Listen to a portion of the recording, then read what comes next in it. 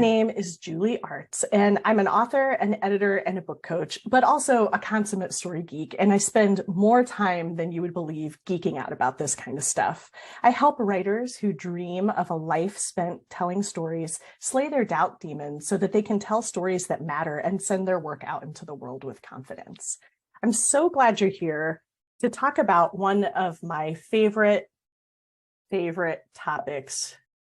So, what is world building? World building is the act of describing your story's world to the reader.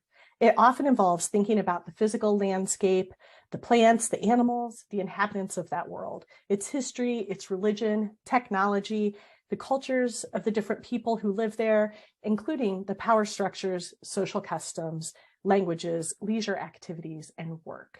Many people mistakenly believe that world building is only for fantasy and sci-fi writers. In fact, when I start talking to people who write fiction and nonfiction, that outside of the speculative genres, a lot of times they'll say, world building, why are we talking about that? So is world building only for fantasy and sci-fi? No, absolutely not.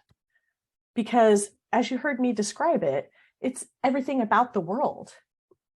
Think about world building as a way to immerse the readers in your world. And unless they live in your family, in your neighborhood, in your community, they're going to be unfamiliar with certain of your cultural aspects and that sort of thing. So whether your book is set on Mars or in Kansas, you really do need world building. I like to use the example of, I spent some time living in Finland, and the physical landscape, the culture, the food, the dress are not the same in Finland as they are where I was living before in Colorado, and not the same as where I'm living now in Washington State. So if I'm writing stories set in those different places, I'm going to be thinking about where my reader is and what they might be familiar with and not in the world. And all of that goes into your world building. It's not just rules of magic or fancy technology if you're writing sci-fi.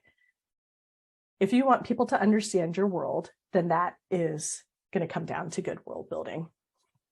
So consider these stories that you might be familiar with. Ted Lasso, any fans here? It's one of my favorite.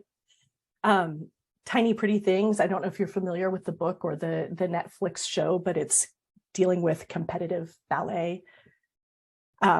Warrior, which is a great historical series set in San Francisco in the 1800s. And Bridgerton. I'm a big Bridgerton fan, so there'll be a few Bridgerton references during this webinar. So none of these popular stories are sci-fi or fantasy, right? But a lot of world building went into the writing. World building establishes what makes that world unique, its belief systems, the power structures, cultural norms, whether you're talking about British football in the case of Ted Lasso, or the world of competitive ballet, 1870s San Francisco, or Regency England.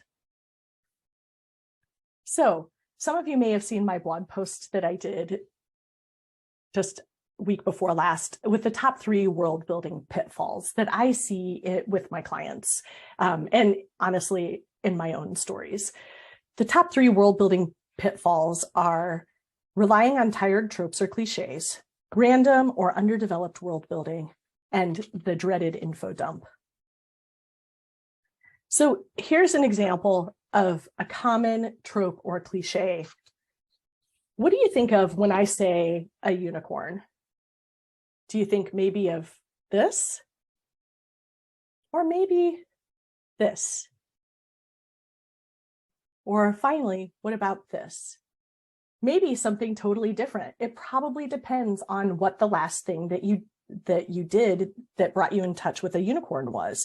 If you're thinking about the classic unicorn tapestry on the left, and your reader just bought a Squishmallow for their kid, that's what the thing in the middle is if you don't have Squishmallow obsessed teenagers like I do, you might have a problem because they're not thinking of the same thing that you're thinking of when you write the word unicorn. Even if you lean into the description of a unicorn and you give them, say, for example, silver blood that grants eternal life, a horn that can lift curses, You can put them in a magical forest where they can only be lured out by the purest of maidens. You may be leaning heavily on some existing tropes about unicorns, and it's important to know that too. There have been a lot of unicorn stories, and what makes yours stand out is fresh world building. So, if you just say dragon and expect readers to see Smaug, you're relying on reader knowledge that your readers might not have. And that can be a sign of underdeveloped world building. If your power structures, rules of magic, or the physical setting descriptions are detailed, but very like something else that's hugely popular, you may be borrowing too heavily. I just mentioned dragons, and I think it's worth mentioning right now, there's lots of amazing dragon stories, and I love them very much. But there's also a really big franchise that just released a new series with dragons. Of course, I'm talking about George R.R. Martin. So it's hard to write a unicorn without having knowledge of that, whether you're a George R.R. Martin fan or not, just so that you're aware of what your reader might be thinking of when you say dragon. Just something to keep in mind. So we want to avoid relying too much on readers' knowledge of other works or borrowing too heavily from what's already out there. And we're going to address those things with world building. And one other thing that I want to mention that is a really important part of world building is that if you just adopt a trope or a convention from your genre because you've seen it so many times without really thinking about it and doing some careful planning, you do risk adopting a cliche or a harmful stereotype. And so one of the biggest things that I'm going to hopefully send you away with today is the sense that you need to reflect on your world building and understand your own biases and influences that are coming in when you're doing your world building.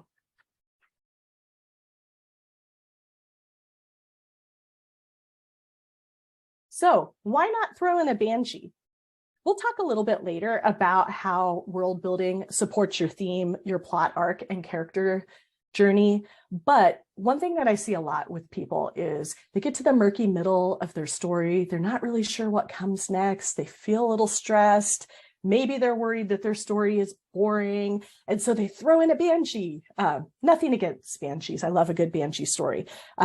It's just an example. There's lots and lots and lots of different things that you could pull in that you throw in, not because it fits into the world, but because you're worried that it's not exciting enough and that you want to just add something really cool. So nothing against a good banshee or a good monster or good any exciting piece of world building, but just keep in mind that it needs to not be random.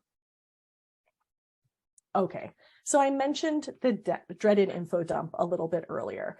And let me tell you, it's possible to write an entire first draft as info dump. Ask me how I know. I've done it, and you maybe have too. An info dump is a long passage of exposition that is required to get the reader up to speed, right? No, I've got required in quotes there because it's not really required. And in fact, it will tell the reader rather than immersing them in your setting. It'll slow down the pacing. And a lot of times it gives away too much instead of building that tension and mystery that you want. So avoiding the info dump will actually help you trust the reader, increase tension, and make your book more exciting. World building, I like to think of as the spice that enhances your plot, your characters, and your themes. You don't want it to overwhelm those three things, or it stops the action and diffuses tension. So sprinkle it in lightly. Just a little bit of world building, especially if your story is science heavy. Remember that you're not trying to teach someone a master's level course on your magic system or the science in your story, or honestly, on the history. You don't want to just show off all that great research that you've done. N.K. Jemisin, who I'll talk about a little bit later, has a fabulous world building class, and she talks a lot about the iceberg. You've all seen the image of the iceberg with only 10% up above the surface of the water and everything else below. And your world building is a little bit like that. The reader will only see that top 10% that will do the most to raise the stakes and increase tension, and you will have the rest of the knowledge of your world all built into the framework, but not necessarily on the page.